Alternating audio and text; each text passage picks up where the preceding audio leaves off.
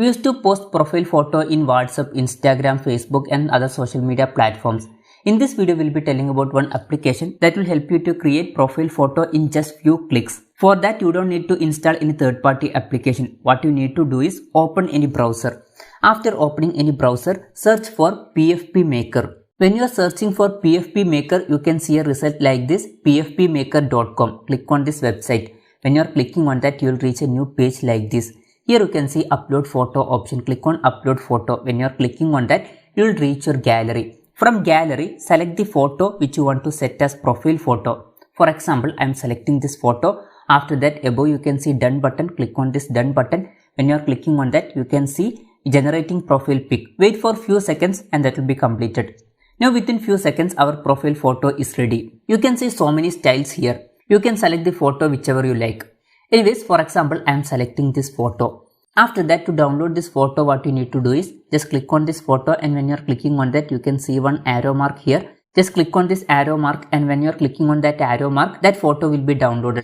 Now here you can see that photo. And one thing is that even though this application is free application, there is no watermark of this application anywhere. So you can use this profile photo wherever you want.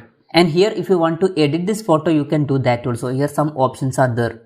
If you want to crop this photo, you can do that, or if you want to adjust this photo, you can do that also. Here some more options are there. First option is to crop this photo. Second option, if you want to change background, you can do that. Some colors are given, you can select any colors. Here one more option is there to add shadow. If you want to add shadows, you can do that also. Anyway, set according to your need.